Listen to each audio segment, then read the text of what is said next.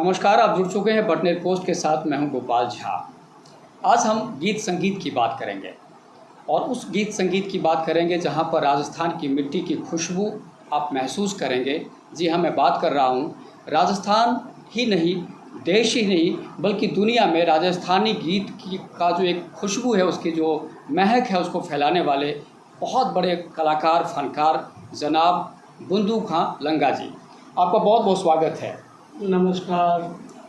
बुंदू खां जी, सबसे शुरुआत हमें एक बात करना चाहिए कि जब आपका जिक्र आता है, जब आपकी चर्चा होती है, तो हर आदमी ये कहता है कि बुंदू खां वही क्या जो लंदन में अल्बर्ट हॉल में जिन्होंने अपनी प्रस्तुति दी थी, और उस वक्त एलिज़ाबेथ जो वहाँ की महारानी थी, उन्होंने कहा था कि ये जो है ना, एक तो हीरा हमारे पास है ब्रिटेन में और दूसरा हीरा भारत में है, जिसे बुंदू खां कहते हैं। तो आपको कैसा लगता है ये सब सुन के? उस टाइम में 12-13 साल की उम्र में था और बहुत अच्छा हॉल है वो। और अब सुनता हूँ कि बहुत किस्मत वाले को वो हॉल मिलता है। कई बरस लग जाते हैं जब तक वो हॉल नसीब नहीं होता। लेकिन हमारे कोमल कोठारी और मेरे गुरु अलाउद्दीन लंगा, जिन्होंने मेरे को सिखाया, मेरे पापा हमू खां लंगा ने, तो उनके आशीर्वाद से और जो सरस्वती माँ है उनकी छाया से तो थोड़ा वो जगह बताई मालिक ने, और मैं बहुत खुश हुआ था नई जगह देख के, क्योंकि ज़िंदगी में हवाई जहाज़ भी नहीं देखा था कि क्या होता है। वो तो चलने से मालूम पड़ा कि ये उड़ता भी है। ठीक है। ये जो पहली बार जब आप गए थे वहाँ पे, तो मतलब वहाँ की जो स्थिति थी, वहाँ के जो कार्यक्रम थे, वहाँ की जो व्यवस्था थी, वो सब देख के आपको कैसा फील हुआ था उस वक्त? उस टाइम बहुत फील हुआ था कि भाई नींद नहीं आ रही थी। एक तो क्योंकि टाइम वहाँ चेंज था, तो रात को उठ के बैठ जाते थे और आपस में गाना बजाना करते थे, तो टाइम निकल जाता था। 2 महीने का कार्यक्रम था हमारा बाल विक्र सेंटर में। और एक राजीव सेठी है दिल्ली में, पप्पू जैकर थी, जो उन्होंने हमको वहाँ बुलाया था और बहुत अच्छा कार्यक्रम हुआ। फिर बहुत लोगों ने एंजॉय किया वहाँ पे, और मन में ये आया कि अब मेरे को और आगे सीखना। ठीक है, लेकिन ये जो फिर दोबारा मैं जिक्र कर रहा हूँ कि जो महारानी एलिज़ाबेथ अपने आप में हिंदू, मतलब सिर्फ ब्रिटेन की बात नहीं करें, पूरी दुनिया में उनका एक रुतबा रहा, और वो जब बुंदू खां साहब को हीरा बताती हैं, भारत का हीरा, तो ये सुनकर कैसा लगता है आपको? उस टाइम हमने सोचा कि हीरा एक तो है अपने कोहिनूर हीरा, क्योंकि लोग कहते हैं कि अपने यही था हीरा, फिर बाद में वहाँ चला गया। लेकिन उन्होंने कहा कि एक हीरा हमारे पास है, एक हीरा आप हो वहाँ के भारत के।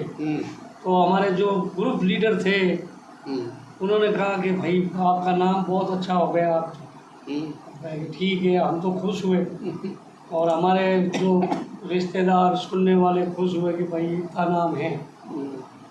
चलिए, शुरू से लेके अब तक की बात करूंगा कि एक छोटे से बच्चे से लेकर और आज बुंदू खां साहब का जो एक अपना पूरा आप नाम है, रुतबा है गायकी के क्षेत्र में, तो बुंदू खां बनने की कहानी क्या है?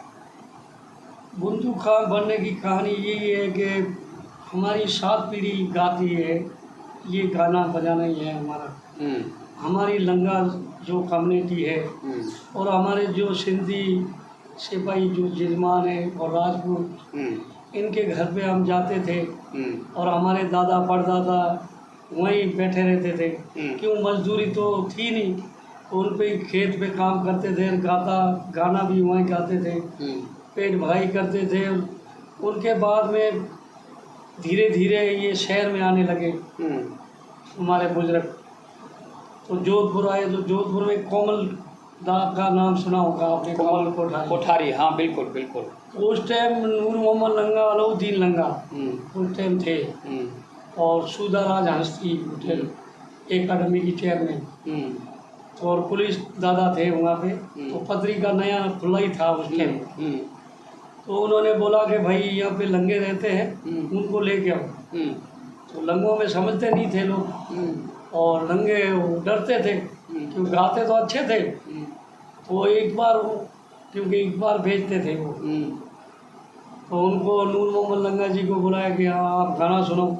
कि गाना क्यों सुनाएं, ये मैक आगे ला के रखा तो क्या हम नहीं गाएंगे, इनके जरिए हमारी सांस खींच लेगा। अच्छा, माइक के लिए। हाँ। अच्छा। तो उन्होंने कैसे ही दाटी दे के 1-1 रुपया दे के पहले बार बुलाया कि यार इनको शुरू तो करे पैसा दे के भी। तो एक दिन 2 रुपये दिए, दूसरे दिन 5 दिए, 10 दिए, ऐसे करके आगे आए। तो उन्होंने 1-2 महीने तक उन्होंने किताब भी छापी और गाना शुरू किया। तो कोमलदा से इनकी बहुत आना जाना हो गया घर पे। तो एक प्रोग्राम आया, अब पैसे में समझने लग गए कि भाई पैसे मिल रहे, गाना गा रहे हैं, पैसे पैसा मिल भी रहे मिल रहा है, बिल्कुल। इनसे ज़्यादा क्या बात हो सकती है, घर के घर बैठे। ठीक है।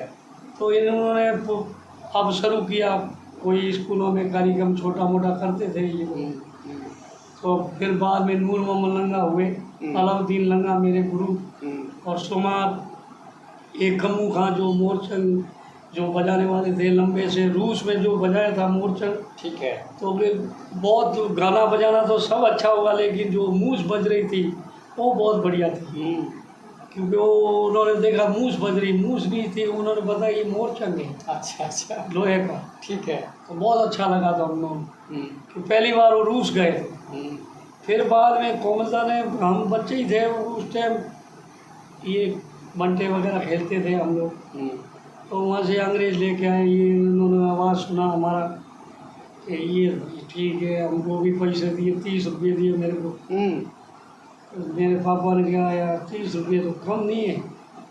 जो मेरे बड़े बाप थे उन्होंने कहा ये 30 लाख होंगे कभी, तो समझा कर इसकी जेब में डाल देंगे। तो मेरे को शौक़ लगा कि ये इनसे तो पैसे मिल रहे। तो मैंने थोड़ा गाना शुरू किया, सीखा, और दिल्ली से मेरे को स्कूल से भी मिलती थी। बीच में गाना बजाना भी करते थे, सीढ़ियों में भी जाते थे। और जो नंबर लग पकड़ा, फिर कोमलदा ने देख लिया, फिर बाहर चले गए। फिर आज आपके सामने, आज हनुमानगढ़ पे कार्यक्रम में हमारा आप लोगों के बीच में आप लोगों ने रखा है। चलिए ये बताइए कि अब बातचीत हम सिलसिला जारी रखेंगे, लेकिन पहले कुछ 2 लाइन हमें सुनाइए। पहले आप, हमारे जो दर्शक इंतज़ार कर रहे हैं कि ठीक है बातचीत तो होती रहेगी, लेकिन लंगा साहब कही तो कम से कम 2 लाइन सुनाएं। तो ये राजस्थान का जो प्रसिद्ध गाना है, केसरिया बालम पधारो। बिल्कुल। औरत कह रही है कि आप परदेश में हो, बारिश आ रही है और मैं अकेली वहाँ पधार नहीं रहे हो, तो गा रही है। जी जी बिल्कुल। केसरिया बालम आओ पधारो मारे देश, ए जोड़ीरा बालम आओ रे पधारो मारे देश। क्या बात है, क्या बात है। ये जादू है लोक कला की, ये जादू है राजस्थान की मिट्टी की, जिसे जब आप सुनते हैं तो आपके रोंगटे खड़े हो जाते हैं। और ये जादूगर कौन है? जनाब बुंदू खां लंगा साहब। लंगा साहब, ये बहुत मतलब इस तरह का जो आप आलाप लेते हैं, बहुत मुश्किल होता है आलाप लेना, और आपकी जो आवाज़ है, इसका जो एक कशिश है, ये रियाज़ कैसे करते हैं आप रोज़ाना लगभग?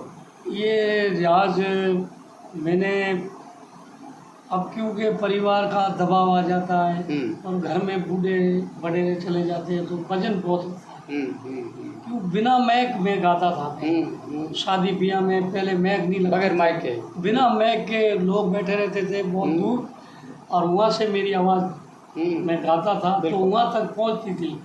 क्यों अब तो वजन आ गए ऊपर, ठीक है, तो थोड़ी सी रियाज कम करते हैं। हाँ, क्योंकि और परिवार का वजन तो बहुत ही मुश्किल होता है कि बाल बच्चे हो जाते हैं, दूध का पोते हो जाते हैं, लेकिन आप लोगों का प्रेम है, आप लोगों का आशीर्वाद है कि अभी तक मैं आपके सामने गा रहा हूँ थोड़ा बहुत। देखिए बुंदू खां जी, एक बहुत बड़ी बात हम लोग अक्सर करते हैं ये, कि आजकल क्या होता है कि जब कोई छोटा मोटा नाम हो जाता है किसी का, छोटा मोटा पैसा कमा लेता है, या छोटा मोटा पावर हासिल कर लेता है तो उसको पचाना बड़ा मुश्किल होता है। लेकिन आप इतने देशों की यात्रा कर चुके हैं, इतना नाम कमा चुके हैं, लेकिन इसके बावजूद आप बिल्कुल जो मिट्टी है उसको पकड़ के बैठे हैं। आपके अंदर कहीं को यूँ नहीं लगता है कि मैं कौन हूँ। कि पावर पचाने का जो पाचन तंत्र इतना मजबूत कैसे है आपका, ये लोग जानना चाहते हैं। ये तो एक जो सरस्वती और मालिक का देन है। और एक हमारे गुरुजी ने जो बताया था कि कभी भी कितना भी बड़ा हो जाए, एक कन्हैयालाल जी सेठ या साहब जिन्होंने धरती धरोहर लिखी, बिल्कुल बिल्कुल, मेरे को कलकत्ता में अवार्ड दिया था मरुधरा संस्था की तरफ से। जब उन्होंने बोला था मेरे को, वो जिंदे थे, उन्होंने बोला था आज मैं बेटा तेरे को ये चिन्ह दे रहा हूँ, कुछ इनको तू देख के भड़क मत जाना कि मेरे बिना कोई नहीं है, मैं ही हूँ, ऐसे मत सोचना कभी, जिमी से जुड़ा रहना। और मेरे गुरु ने ये बोला और मेरे पापा ने ये बोला कि ज़मीन से जुड़ा रहेगा तो ठीक रहेगा। और मेरे को कई अवार्ड मिले हुए और कई सम्मानित मिले हुए, लेकिन मैं रहता हूँ सादे पने में। सादा लोग कहते हैं कि ये गाता ही नहीं, कुछ नहीं हूँ मैं, सिर्फ मालिक की देन है। क्योंकि संगीत से आपका पूरा जो परिचय है संगीत से शुरू होता है, गीत संगीत से। आपके हिसाब से संगीत क्या है?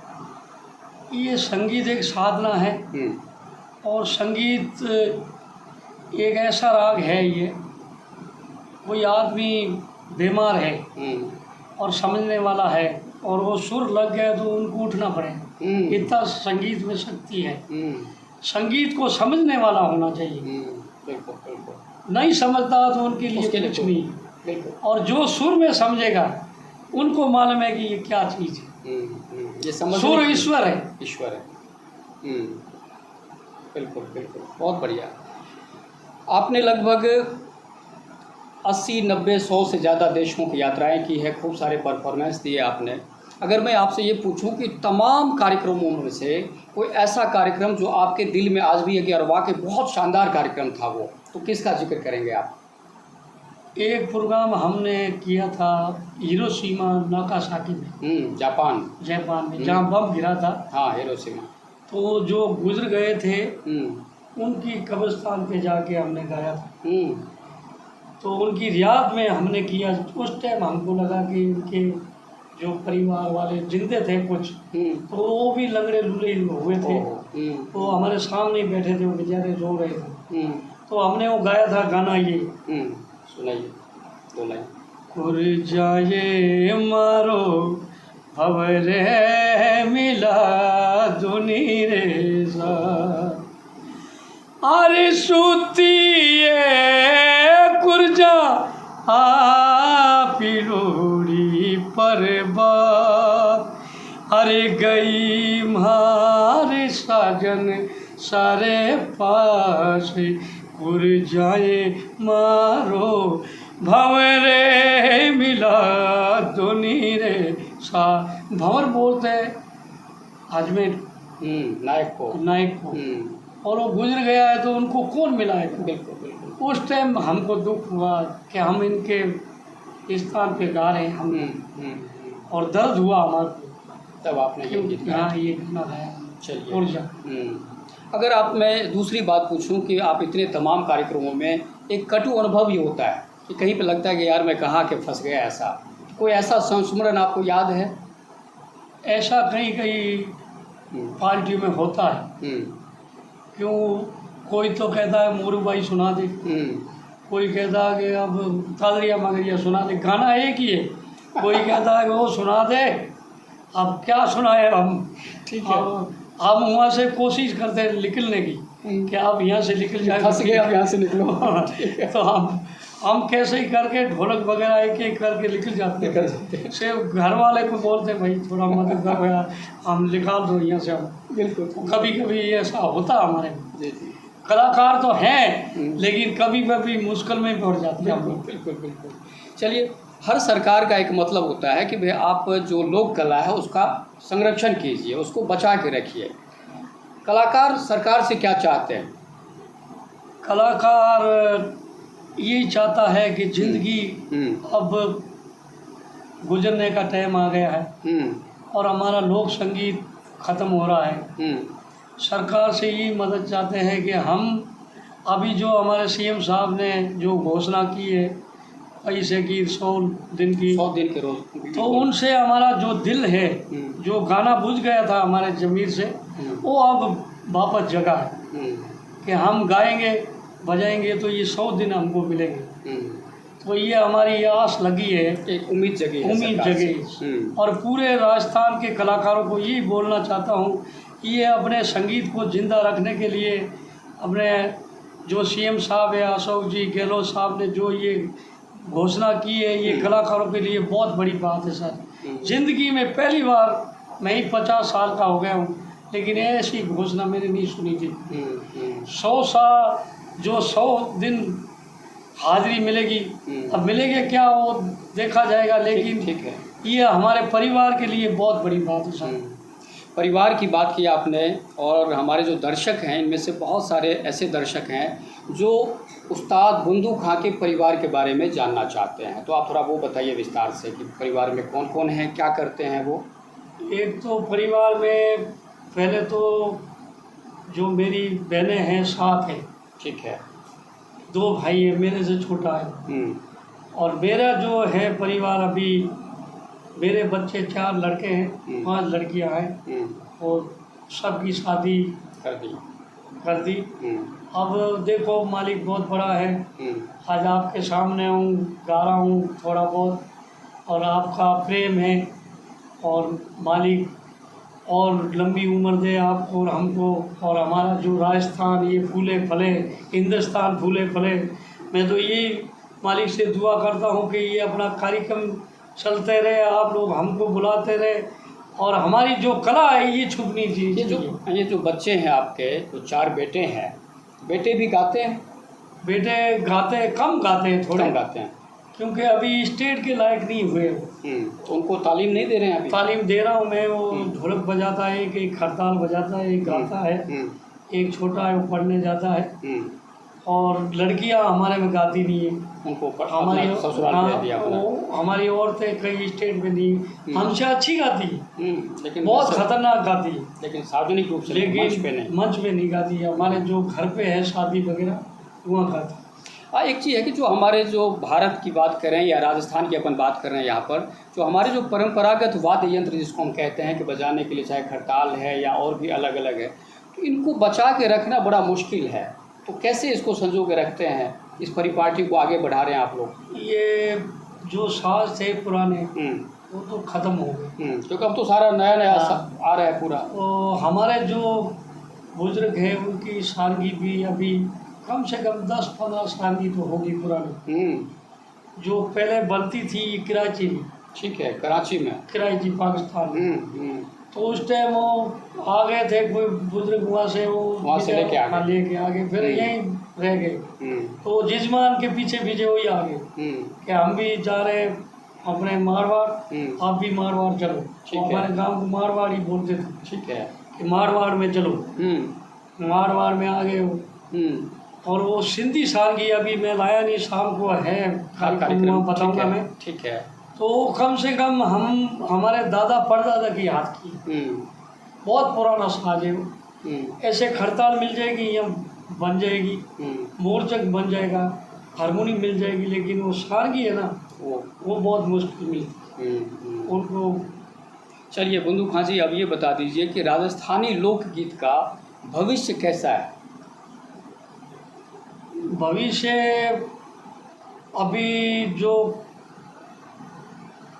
ये ख़त्म होने की कतार पे आया हुआ था, क्योंकि पिछले 5-6 सालों से कार्यक्रम बंद है, कोरोना के बाद तो वैसे बंद हो गया कोरोना के वजह से, और सरकार से भी मदद चाहते हैं, और हमारे जो प्रधानमंत्री जी हैं मोदी जी, उनके भी वो मदद करते हैं लोगों की, लेकिन हमारे कलाकारों की मदद अब, क्योंकि हमारे जो राजस्थान के मुख्यमंत्री जी ने की है, तो अब मैं प्रधानमंत्री जी को बोलता हूँ भी करना चाहिए, और उनको भी कलाकारों की मदद करना चाहिए। ठीक है, पूरे हमारे जो भारत के कलाकार हैं सब गरीब परवर हैं, और जब बूढ़ा हो जाता कलाकार वो कुछ काम का नहीं रहता, क्यों गाना बजाना ख़त्म हो जाता उनका, तो उनके उनके गाने बजाने में भूख आ जाती फिर गाने, क्यों नौकरी तो होती नहीं, हमारी नौकरी है नहीं कुछ, इस पैसा हमारा ये बिल्कुल बस गाना बजाना है, गाना गाया और खाया, ठीक है, और कुछ है नहीं हमारे पास। चलिए,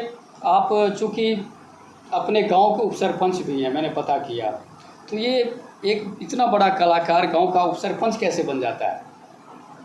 अब थोड़ा बहुत क्या गांव में प्रेम है, और लोग मेरे से थोड़ा प्रेम भी रखते हैं कि भाई बंधु है ये, अच्छा लड़का है, और गांव वालों ने बोला कि भाई तू उप सरपंच बनेगा। मैं तो क्या भाई, प्रोग्राम मेरे ख़त्म हो जाएंगे मेरे अच्छा, ठीक है, और उप सरपंच तो बन जाऊँगा। अच्छा, पर उप सरपंच बन गया, लेकिन मैं हूँ कलाकार। ठीक है, पहले मेरी जो कलाकारी है, ये हमारी जो संस्कृति है, ये ख़त्म नहीं होनी चाहिए।